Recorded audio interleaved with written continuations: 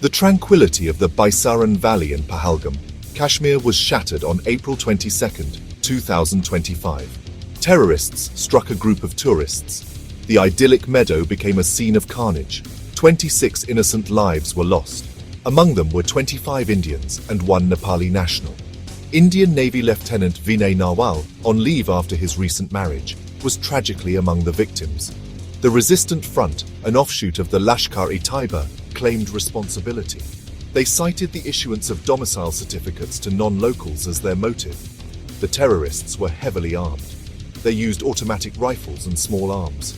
They meticulously checked IDs before opening fire at close range. The attack sent shockwaves across India and beyond. The brutality of the act, targeting innocent civilians, drew widespread condemnation. The picturesque valley, once a symbol of peace, became a grim reminder of the volatile situation in the region. The aftermath of the attack was chaotic.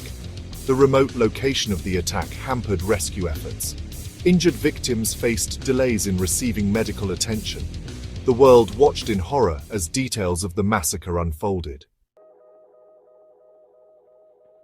India's response to the Pahalgam attack was swift and multifaceted.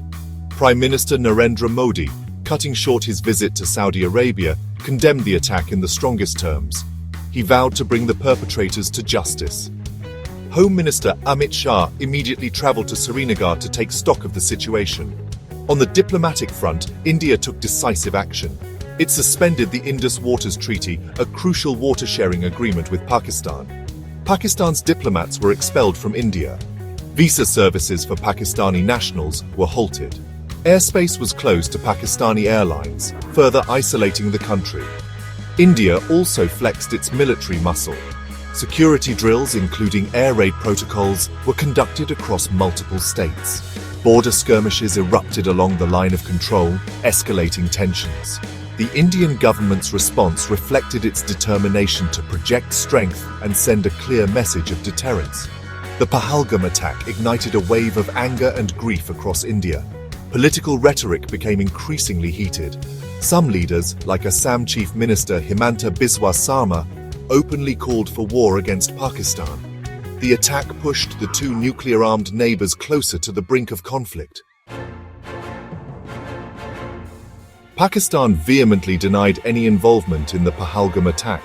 It criticized India's accusations as baseless and politically motivated. Pakistan accused India of using the attack to deflect attention from its internal issues in Kashmir. It sought to engage with the international community to present its narrative. In a tit-for-tat response, Pakistan announced a series of retaliatory measures. It suspended the Simla Agreement, a bilateral accord signed after the 1971 war. Pakistan also closed its airspace to Indian airlines, mirroring India's move. Trade between the two countries, already limited, was suspended entirely. Pakistan's military also went on high alert. It conducted tests of its Fatah and Abdali missiles, showcasing its military capabilities. The Pakistani government used strong rhetoric to condemn India's actions, particularly the suspension of the Indus Waters Treaty. Rhetoric from some Pakistani officials escalated to a dangerous level. Railways Minister Hanif Abbasi even threatened nuclear war, raising fears of a catastrophic conflict.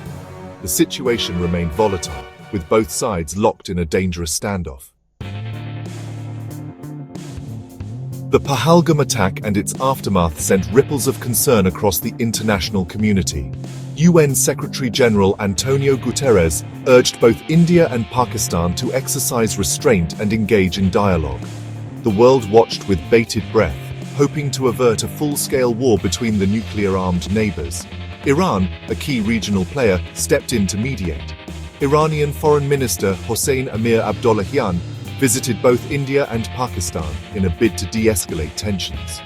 Iran's diplomatic efforts underscored the gravity of the situation and the urgent need for a peaceful resolution. The United States expressed deep concern over the escalating tensions. It called on both India and Pakistan to take immediate steps to de-escalate the situation. The international community recognized the potential for the crisis to spiral out of control and impact global security. The heightened tensions had immediate economic and logistical consequences. International airlines, including Lufthansa and Air France, were forced to reroute flights to avoid Pakistani airspace, leading to increased flight times and fuel costs. The suspension of trade and border closures disrupted economic activity in both countries, impacting businesses and livelihoods. The world hoped for a swift and peaceful resolution to the crisis, fearing the devastating consequences of further escalation.